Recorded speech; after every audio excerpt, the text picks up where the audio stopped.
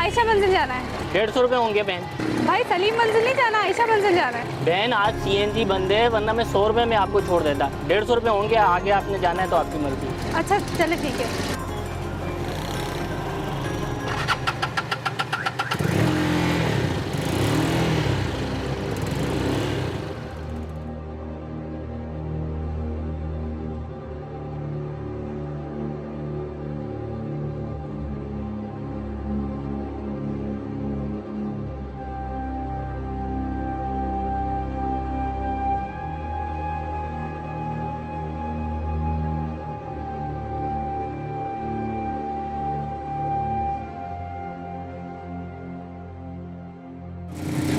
अरे भाई क्या हो गया, तेज चलाओ ना, इतना मर के क्यों चला रहे हो? सुबह पहुंचाओगे क्या?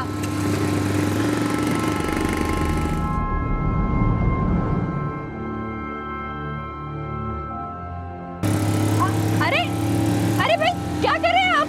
इतना तेज चलाने के लिए भी नहीं बोला मैंने तुम्हें, ऊपर नहीं जाना मुझे। अच्छा बाजी क्या मसला है?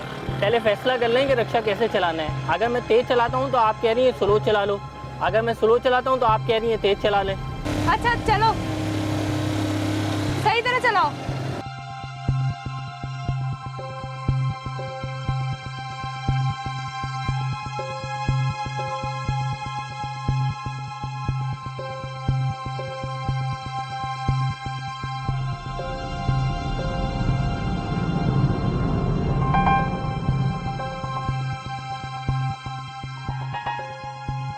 भाई भाई मेरी तबीयत खराब हो रही है।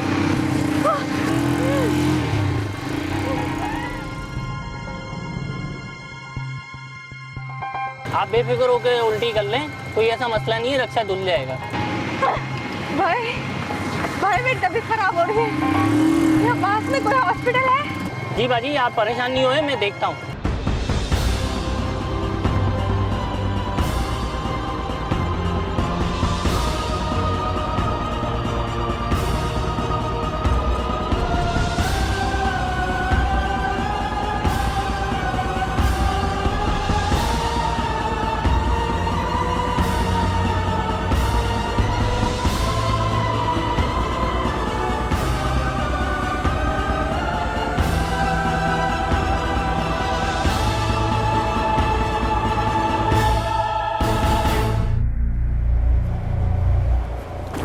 ये तो सीधा सीधा पुलिस केस है। डॉक्टर साहब मैं सवारी को लेके जा रहा था, रास्ते में तबीयत ख़राब हो गई, कहने लगी हॉस्पिटल ले चलो। उसके कुछ देर बाद बेहोश हो गई। इंसानियत की खातिर मैं इसे हॉस्पिटल ले आया। हम लोग कोशिश कर रहे हैं कि लड़की को बचाया जा सके। इसके पास कोई सामान वगैरह है? मेरा मतलब है कोई बैग वगैरह? रक्शे में होगा डॉक्टर साहब। इसके बैग में कोई मोबाइल वगैरह हो जिससे कोई कांटेक्ट मिल सके, ताकि हम लोग इसके घर में रब्ता कर सकें। जी जी रक्शे में होगा, मैं देखता हूँ।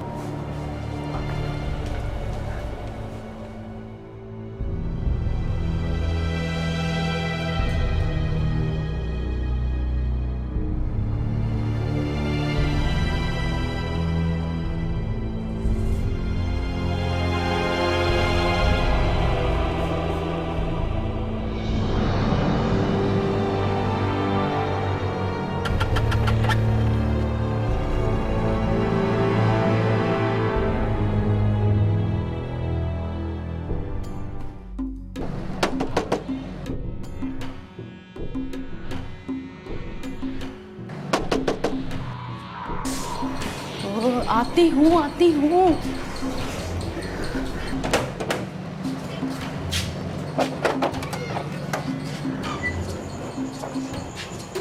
खाना गर्म कर दो, बहुत भूख लग रही है। अभी 2 घंटे पहले तो खाना खाकर रिक्शा लेके निकले हो तुम। क्या दोबारा भूख नहीं लग सकती? मैं मजदूरी करता हूँ, कोई AC के कमरे में बैठ के पैसे नहीं कमाता। अच्छा ला रही हूँ।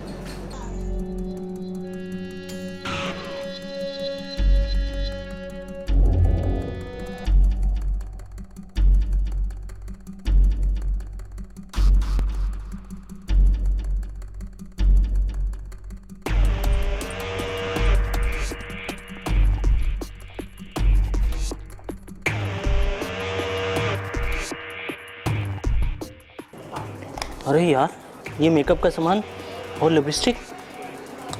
हाँ यार, बेगम को दे देता हूँ, खुश हो जाएगी। सही है। अबे यार, बंद हो जाए यार, कहाँ से बंद होगा?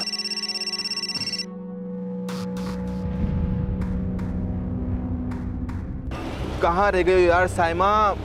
फोन तो उठाओ यार, 1 घंटा होने वाला है, फोन क्यों नहीं उठा रही हो तुम? अबे यार बंद हो जा। शुक्र है यार, बंद हो गया।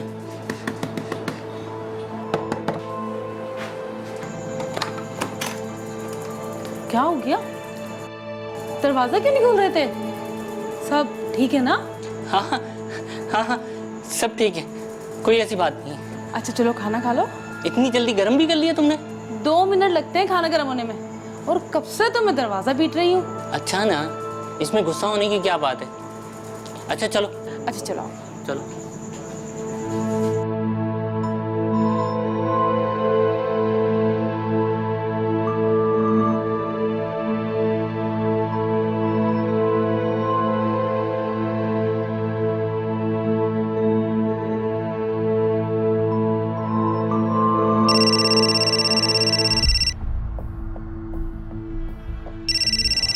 मोबाइल ऐप को बजेगा तो सही। तुम्हारा मोबाइल तो पिछले हफ्ते छीन चुका है। तो दूसरा नहीं ले सकता? दोस्त ने दिया है। दिखाओ। खाना छोड़ दूं क्या?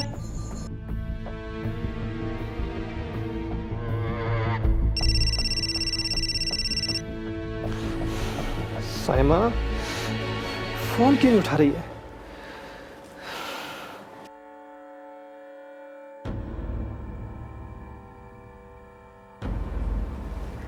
कहाँ चली गई है?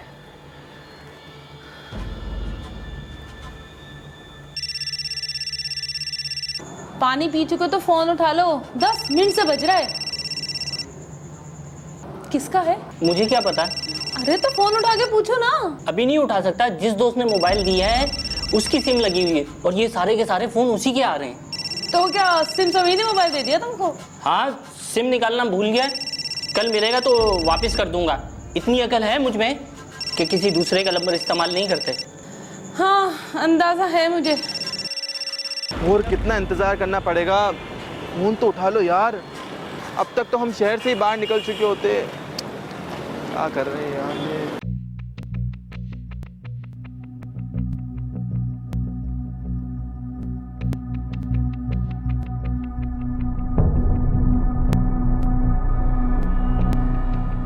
क्या कर रहे हो ये? सिम निकाल लो। अच्छा ध्यान से, कहीं तोड़ मत देना।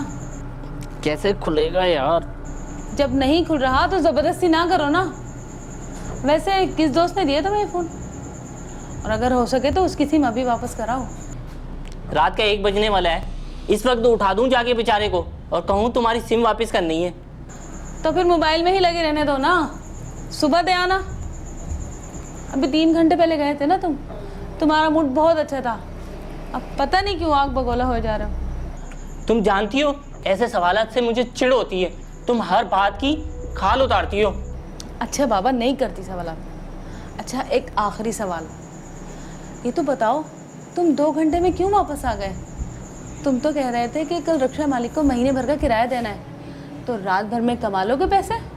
2 घंटे में कमा लिए, ना कमाए होते ना तो वापस ना आता।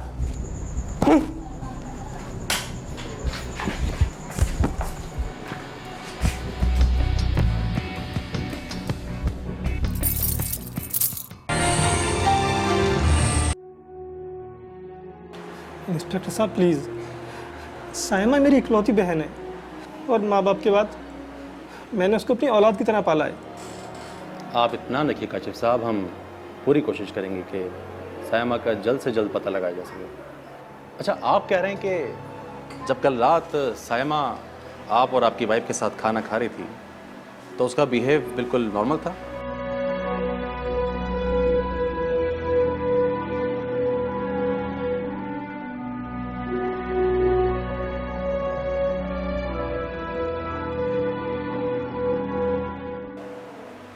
इंस्पेक्टर साहब, साइमा के नंबर पर अभी भी बेल जा रही है, इसका मतलब? आप तसल्ली रखिए काशिफ साहब, बस आप साइमा का नंबर और जो तफसीलात मैंने आपसे मांगी हैं वो आप मुझे फ़राहम कर दीजिए ताकि हम आज ही CPLC वालों से रब्ता करके साइमा की लोकेशन को ट्रेस करवा सकें।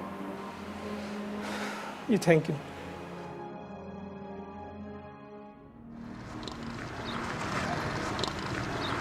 यार मोबाइल तो बहुत अच्छा है, इसकी बेलों ने जान अजाब करती है। कंपनी वाले मेरी सिमें भी तो नहीं निकाल कर दे रहे, अब अपने नाम से नई सिम लेनी पड़ेगी मगर रात को घर जाते हुए। यार ये बंद कैसे होगा? पंजाब चुरंगी जाना है भाई। कहाँ जाना है? पंजाब चुरंगी। किस तरफ? पंजाब चुरंगी। यार ये मोबाइल बंद कैसे होगा भाई, बताओगे? अगर फ्री में छोड़ोगे ना तो फ्री बताऊंगा। पता नहीं कहाँ कहाँ से आ जाते हैं ये अजाब तो मेरे गले पड़ गया। दुकान वाले के पास जाता हूँ, सिम निकलवा देता हूँ, अपना दिमाग क्यों खपाऊँ इसमें।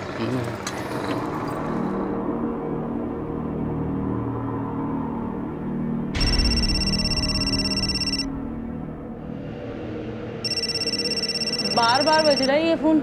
लगता है तुमने अभी तक अपनी सिम नहीं लगाई इसमें। वो कंपनी वाले 10 बहाने कर रहे हैं मेरी सिम दोबारा देने पे। मैं कल जाके अपनी नई सिम ले लूँगा। अरे तो अपने दोस्त की सिम तो वापस कर दो, उसको फिक्र नहीं है क्या? ये कौन आ गया? जाओ जाके देख के आओ।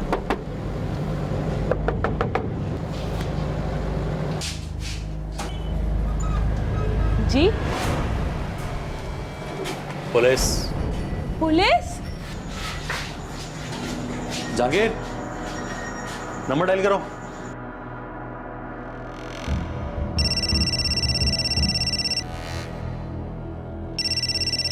दिखाओ मोबाइल।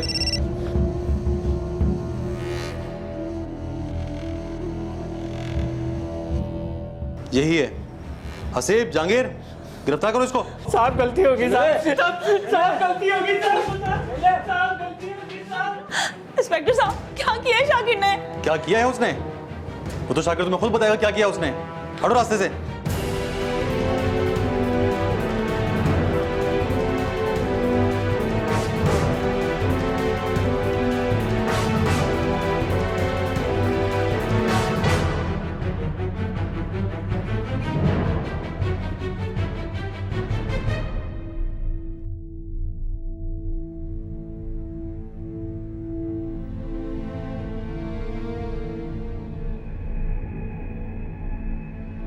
जहांगीर मजीद खातिर मदद की ज़रूरत है इनको। बाकू तो मुझे उस लड़की का नाम मालूम नहीं है। उस रात जब मैं सवारी की तलाश में निकला तो सबसे पहले वो लड़की ही सवारी मुझे मिली और उसके बाद मैंने उसको रक्षे में बिठा लिया और वो बेहोश हो गई।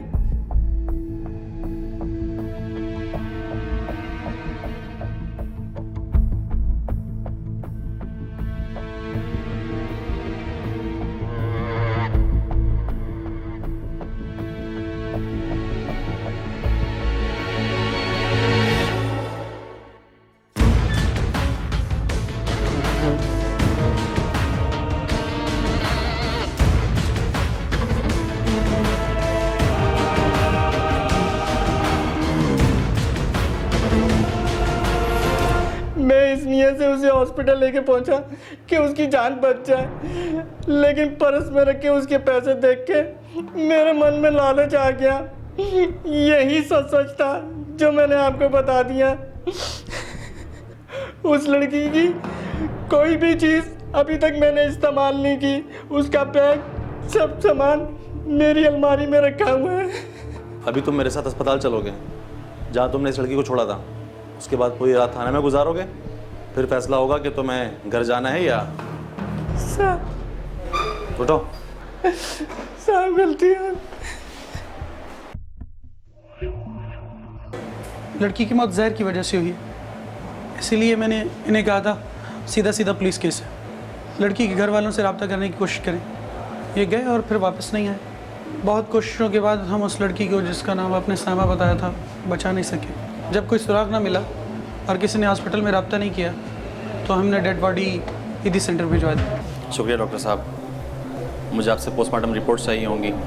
बाकी हो सकता है कि तफ्तीश के हवाले से आपको 1-2 मरतबा जहमत भी दूँ। इस केस की तफ्तीश के हवाले से आपसे कुछ मदद भी हमें दरकार होगी। ज़रूर है, श्योर।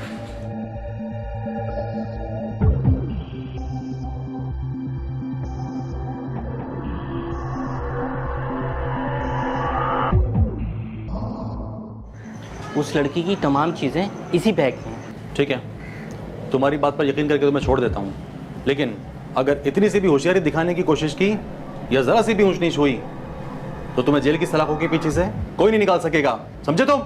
मुझसे जो चाहें, जैसी चाहें कसम ले लें, उस लड़की का जितना सामान था वो सब मैंने आपको लौटा दिया। अगर थाने से तुम्हें कोई लेने के लिए आए तो बगैर शोर शराबा की उनके साथ आ जाना, समझ आई? जी साहब।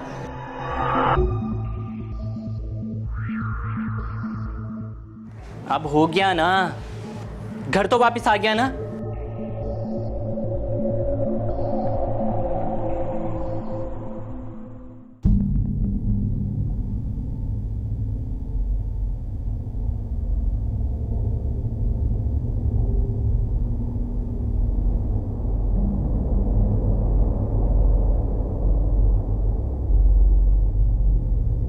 सायमा के भाई काशिफ से बात हुई तुम्हारी?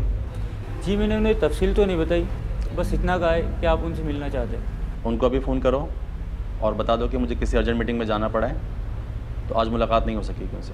ठीक है सर। काशिफ को बस इतनी इत्तला कर दो कि सायमा को कोई ज़ख्मी हालत में अस्पताल छोड़ गया था, जहाँ वो दम तोड़ गई, और अस्पताल वालों ने उसकी लाश एडी सेंटर भिजवा दिया। राइट है सर। अगर वो मज़ीद कुछ पूछे तो कह देना कि मैं कल खुद मिलकर इस केस के बारे में बताऊँगा। ठीक है सर। इन 2 दिनों में CPLC के अलावा जिन 2 नंबर से रब्ता हुआ है सायमा के नंबर पे, इसमें से एक पहला नंबर जो है वो तो उसके भाई का है। उसको ढूंढने के लिए काफ़ी कॉल उसने की होंगी, जो कि हमारे सामने भी की हैं। लेकिन ये दूसरा नंबर, इसको कॉल करो, इससे बात करो। 2 घंटे के अंदर अंदर मुझे ये शख्स इंटरोगेशन रूम में चाहिए। ठीक है सर, हम कोशिश करेंगे। गुड।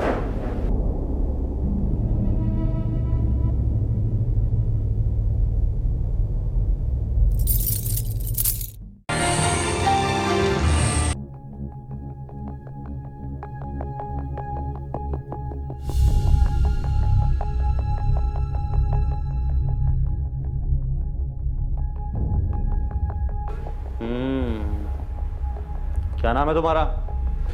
अदनान। क्या रिश्ता था सायमा से तुम्हारा? था? मतलब ये है कि सायमा अब इस दुनिया में नहीं रही। सायमा अब नहीं रही? मतलब ये है कि अदनान साहब, आंसू आप बाद में भी बहा सकते हैं, पहले जो पूछा है वो बताओ, क्या ताल्लुक था? मैं और सायमा, हम दोनों एक दूसरे को बहुत पसंद करते थे। कब से? 5 साल से। तो फिर तुमने अब तक शादी क्यों नहीं की थी उससे? पिछले 2 सालों से हम दोनों अपने घर वालों को मनाने में लगे रहे। मेरे घर वाले तो फिर भी राजी हो गए, लेकिन सायमा के भाई और भाभी ने शादी से साफ इनकार कर दिया था। इसकी वजह पूछ सकता हूँ तुमसे? क्योंकि वो उसकी शादी। अदनान, वो मेरी शादी अपने साले रिजवान से कराना चाहते हैं। तो इसीलिए मुझ में ज़बरदस्ती के ऐब निकाले जा रहे थे ना? मुझे भी कल ही समझ में आया कि आखिर ये चक्कर क्या है। तुम अच्छी फैमिली से हो, स्टैब्लिश हो, अच्छा कमा रहे हो, इसके बावजूद उन्होंने इस रिश्ते से इनकार क्यों किया? तुमने तुम्हारी भाभी से बात की? भाभी से क्या बात करती और क्यों बात करती? काशिफ भाई अपने उस आवारा और महूस साले से मेरी शादी कराने के चक्कर में, और ये सारा गेम मेरी उस भाभी का है। अब क्या करना है? करना क्या है? मैंने तो साफ साफ इनकार कर दिया कि मैं उस आवारा और मनहूस से बिल्कुल शादी नहीं करूँगी। तुम एक और बार मुझे काशिफ भाई से मिलवा सकती हो? नहीं, मैं नहीं मिलवा सकती। क्यों? तुम मुझे कोशिश तो करने दो, हो सकता है मैं उनको मनाने में कामयाब हो जाऊं। अदनान, कोई फ़ायदा नहीं है। वो फिर से तुम्हारे अंदर 100 ऐब निकालेंगे, तुम्हारी बेइज्जती करेंगे वो लोग। मैं काशिफ भाई के रग रग से वाकिफ हूँ। वो जो एक फैसला कर लेना तो उससे पीछे नहीं हटते। तुम कहना क्या चाह रही हो? मैं सिर्फ तुम्हें काशिफ भाई की आदत का बता रही हूँ, लेकिन मुझ में भी वही खून दौड़ा है जो काशिफ भाई में। अदनान, मैं तुम्हारे बगैर नहीं रह सकती। तुम ही मेरी ज़िंदगी हो, मेरा सब कुछ हो।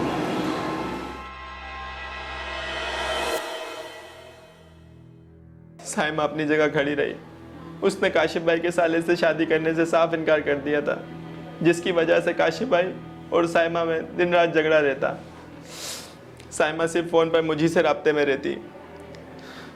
जब भी घर से निकलती तो काशिफ भाई उस पर नज़र रखते, लेकिन वो फिर भी मौका मिलते ही मुझसे मिलने ज़रूर आती। यानी सायमा का अपनी भाभी के साथ रिवायती नंद भाभीयों वाला झगड़ा था, और फिर काशिफ ने अपनी बेगम की बातों में आकर। नहीं, काशिफ भाई के मुकाबले उनकी बीवी का यानी सायमा की भाभी का रवैया फिर भी उससे बेहतर था। वो घर के कामों में भी सायमा को ज़्यादा तकलीफ नहीं देती थी। तो फिर सायमा की भाभी उसकी मर्जी के बगैर अपने भाई से शादी क्यों कराना चाहती थी? सायमा के बकौल इसकी भाभी से ज़्यादा काशिफ भाई अपने साले से उसकी शादी करवाने में इंटरेस्टेड थे। फिर मैंने सायमा को समझाया कि इस तरह तो काशिफ भाई शादी के लिए कभी नहीं मानेंगे, इसलिए अच्छे वक्त का इंतज़ार किया जाए और जितना हो सके तुम शादी के हवाले से काशिफ भाई को प्यार से डालती रहो। सायमा ने मेरी बात मानी और फिर कुछ दिन पुरसुकून गुजरे। सायमा अपने हाथों से भाई भाभी के लिए खाना बनाती और उनकी खूब खिदमत करती ताकि उन दोनों का ध्यान हमारी तरफ से बटा रहे। ऐसा कब तक चलेगा अदनान? जब तक हो सके काशिफ भाई को प्यार से टालती रहो। लेकिन अदनान, तुम काशिफ भाई को जानते हो। इस वक्त हमारे पास और कोई दूसरा रास्ता नहीं है। और अब देखो ना, तुम जब चाहे मुझसे मिलने आ जा सकती हो। इसका मतलब ये है कि काशिफ भाई तुम्हारी तरफ से बिल्कुल फिक्रमंद नहीं है। बस इसी तरह उन्हें अपने हाथ में रखो। लेकिन ये फर्माबरदारी की एक्टिंग मुझे और कितने दिन करनी पड़ेगी? कुछ दिन और। फिर उसके बाद क्या करेंगे आप? बताता हूँ।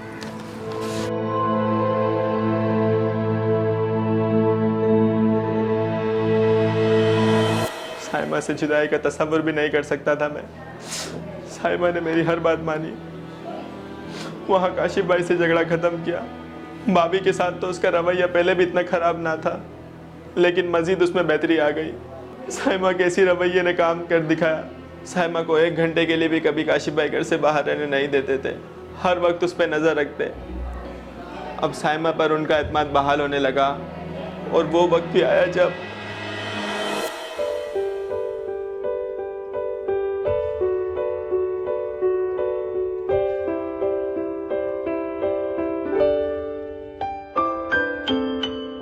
ट्रस्ट मी सायमा, तुम्हें भी तो भरोसा है अदनान। हम यहाँ से इतनी दूर चले जाएंगे, तुम देखना किसी को हमारी परछाई तक नहीं मिलेगी। लेकिन अदनान, मेरे पास 30-40 हज़ार और कुछ जेवर के अलावा कुछ भी नहीं है। मैं तो कहता हूँ तुम्हें इसको लाने की भी कोई ज़रूरत नहीं है। मेरा सब कुछ तो तुम ही हो। हम जहाँ जाएंगे दिल लगाकर मेहनत करेंगे और अपना आशियाना खुद बनाएंगे। और फिर मैंने और सायमा ने भाग कर शादी करने का फैसला किया। मैं बस स्टॉप पर खड़ा रहा, रात 2 बजे तक उसका इंतज़ार करता रहा, लेकिन सायमा नहीं आई। मैंने कई बार उसके मोबाइल पर फ़ोन किया, लेकिन किसी ने रिसीव नहीं किया। मैं समझा कि शायद काशिफ भाई को इस सब बातों का मालूम हो गया है, लेकिन मेरे ये वहमो गुमान में भी न था कि सायमा के साथ ऐसा होगा। लेकिन जब सब कुछ ठीक होने जा रहा था और सायमा तुम्हारे साथ शादी करके अपनी मर्ज़ी से ज़िंदगी गुजारने जा रही थी, तो उसका यूँ जहर खाना और रास्ते में जो कुछ हुआ।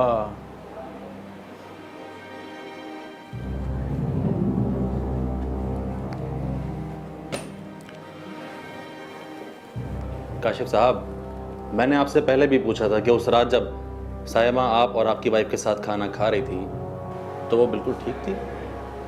मतलब कोई परेशानी, कोई टेंशन? मैंने भी आपको यही जवाब दिया था इंस्पेक्टर साहब, सब कुछ ठीक था। सायमा को कभी किसी चीज़ की कमी नहीं होने दी। उसे तो मैंने अपनी औलाद की तरह पाला था। वो तो सब ठीक है, लेकिन उस रात सायमा घर से जहर खा के क्यों निकली थी? जहर? यानी मतलब इंस्पेक्टर साहब आप कहना क्या चाह रहे? सायमा? आपकी ज़बान बहुत कुछ कहना चाह रही है काशिफ साहब, लेकिन रोक रहे हैं इसको आप। साहब की आवाज़ ज़रा बहाल करो। 1 घंटे में ही इनकी ज़बान और दिमाग जब दोनों साथ चलेंगे ना, तो आपकी भी रोज़ रोज़ की ज़हमत ख़त्म हो जाएगी और हम भी अपने दूसरे केस को आगे बढ़ाएंगे। ले जाओ इन्हें। इंस्पेक्टर साहब मेरी बात तो सुने आप। इंस्पेक्टर साहब,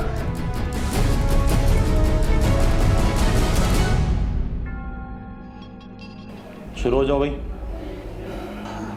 अब और अम्मी दोनों का एक्सीडेंट में इंतकाल हो गया था। अम्मी तो उसी वक्त चल बसी थी और अब्बू कुछ अरसे हॉस्पिटल में रहे। इंतकाल से पहले वो अपनी जायदाद और घर मेरे हवाले कर गए थे। कानूनी लिहाज से साइमा का भी उसमें हिस्सा बनता था, मगर मैं चाहता था कि जायदाद और घर का बंटवारा ना हो। इसमें बंटवारे की क्या बात है? बराबर ना सही, लेकिन सायमा का कानूनी और शरई दोनों लिहाज से उस घर और जायदाद पर हक बनता था। इसीलिए मैंने जायदाद और घर अपने नाम करने के बजाय चाहा कि साइमा को उसका हक मिल जाए। और घर की बात घर में ही रहे। वो कैसे? उसका हल मेरी बीवी के पास था।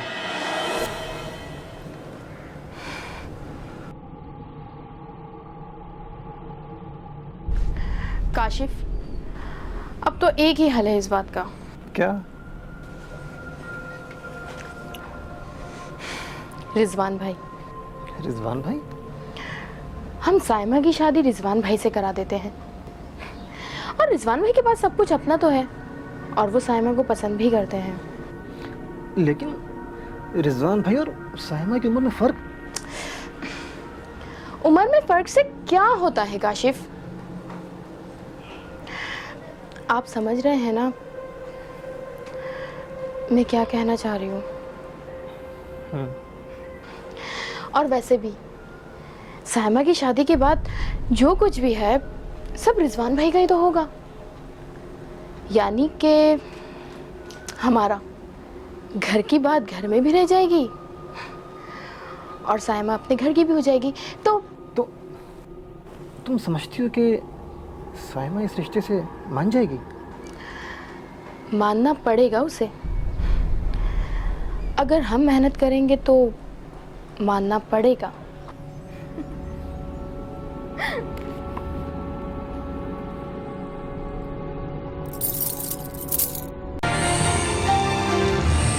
साइमा, मैं जो कुछ भी कर रहा हूँ इसमें तुम्हारी भलाई है। आपने सोच भी कैसे लिया काशिफ भाई कि मेरी शादी वहाँ हो सकती है? वो वेल एस्टेब्लिश्ड है और उम्र में कोई ज्यादा फर्क नहीं है। काशिफ भाई प्लीज, मैं अदनान के अलावा किसी और से शादी के बारे में सोच भी नहीं सकती।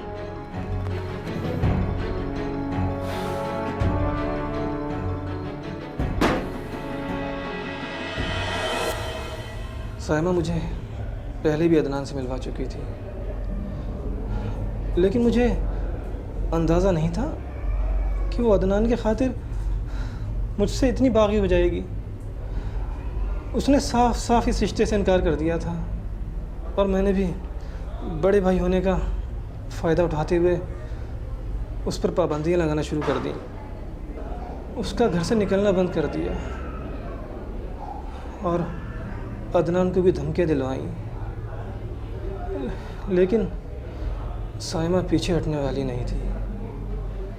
वो बज़िद थी कि शादी सिर्फ अदनान से ही करेगी।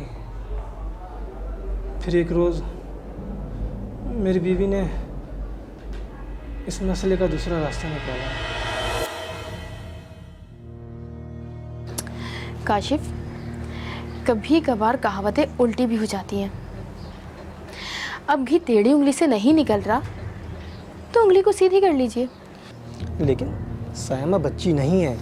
अच्छा, बकौल आपके कि आपने साइमा को बच्ची समझकर पाला है, तो अब आप इस बच्ची को बहलाते रहिए कि उसकी पसंद का खिलौना आप उसको दिलवा देंगे, लेकिन थोड़ा इंतज़ार करना पड़ेगा। वो मानेगी नहीं। आप कोशिश तो करें। मुझे कितनी उकताहट होती है उसकी इन बातों से, उसकी इन हरकतों से, लेकिन मैंने कभी अपने रवैये से जाहिर किया नहीं ना। तो बस आप साइमा से प्यार मोहब्बत से बात किया करें और उसको इस बात का एहसास दिलवाया करें कि सब कुछ उसकी मर्ज़ी के मुताबिक हो रहा है। काशिफ, अगर आपने ऐसा नहीं किया ना तो बहुत देर हो जाएगी। और आपको तो पता है ना, इस दौर में लड़कियां घर से भागने में देर नहीं लगाती। सोचें कुछ।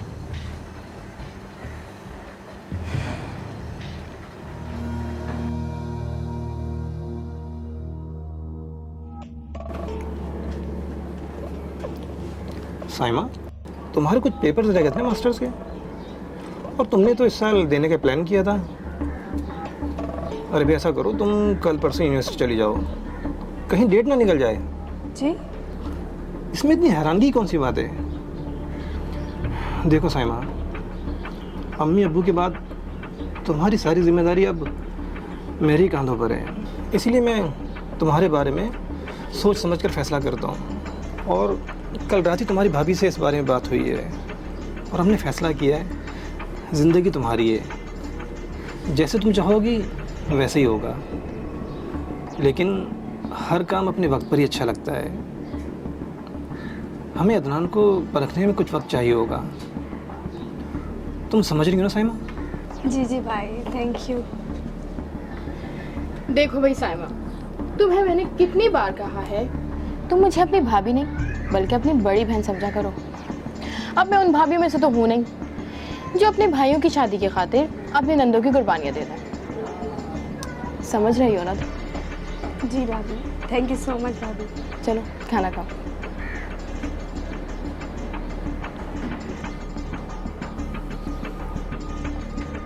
इस तरह हम दोनों मियाँ बीवी ने साइमा का एतमाद हासिल करने के लिए हर मुमकिन एक्टिंग की। जो वो करना चाहती थी उससे बढ़कर उसे करने की छूट दी। उसे नहीं पता था कि हम दोनों के जहनों में क्या चल रहा है। हम जानते थे वो घर से बाहर जाती थी तो अदनान से मिलती थी।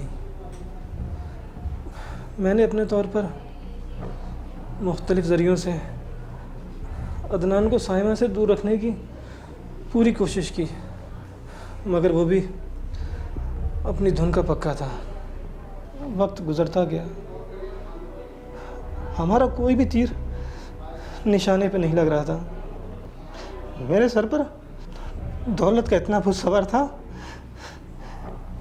कि मैं अपनी बहन को तो खोने को तैयार था, मगर अपने घर और दौलत को नहीं। बहनें बेटियां वैसे भी अपनी कहाँ, ये तो पराई होती है काशिफ। अब आप सोच लें कि आपको बहन चाहिए या फिर दौलत। इसके अलावा कोई और रास्ता नहीं है। अगर कुछ दिन और हाथ मसलते रह जाएंगे आप। मैं बोलती नहीं हूँ तो क्या हुआ, एक एक चीज़ पर नज़र रखती हूँ साइमा की, और मुझे उसकी बातों से लग रहा है कि वो उड़ने के लिए अपने पर तोल रही है।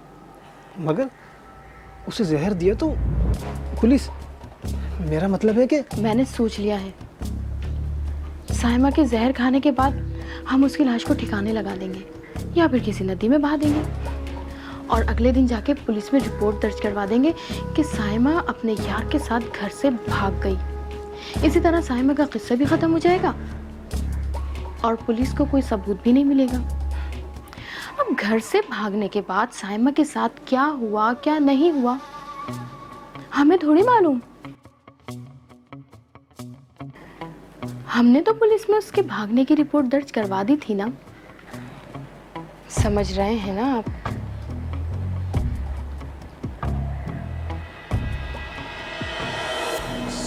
साइमा को कस्टर्ड बहुत पसंद था और वो जानती थी कि मुझे और मेरी बीवी को कस्टर्ड पसंद नहीं है।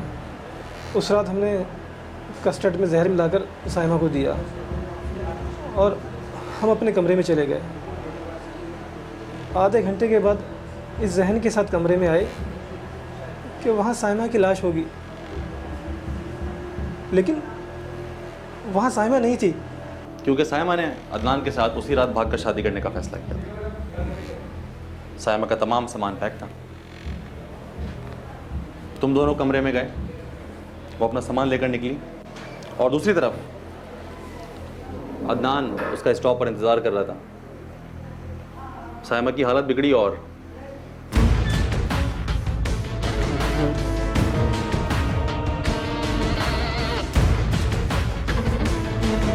एक घंटा होने वाला है, फोन क्यों नहीं उठा रही हो तुम? फ़ोन क्यों नहीं उठा रही है?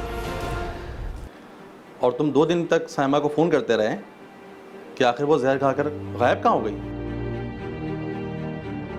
गुमशुदगी की इत्तला के बहाने ही सही तुमने थाने भी इसीलिए चक्कर लगाया ताकि साइमा का पता लगाया जा सके। तुम समझ रहे थे साइमा की ज़िंदगी ख़त्म कर दोगे और तमाम सबूत मिटा दोगे, लेकिन जो कायनात चला रहा है ना, वो इस दुनिया में इंसाफ दिखाता है। तुम्हारी बीवी ने कत्ल से पहले सबूत मिटाने की कोशिश की थी और तुमने कत्ल के बाद खुद ही सबूत पैदा कर दिए। तुम खुद चलकर थाने आए, मोबाइल से ट्रेस करवाया और फिर रिक्शे वाला मिला, फिर सारी गिरहें खुलती रहीं। अब न तुम्हारी बहन साइमा रही, तुम और तुम्हारी बीवी दोनों जेल की सलाखों के पीछे रहेंगे। जिस तरह तुम अपनी बहन साइमा के नहीं हो सके, इसी तरह अब ये घर और जायदाद ये दोनों तुम्हारे नहीं हो सके।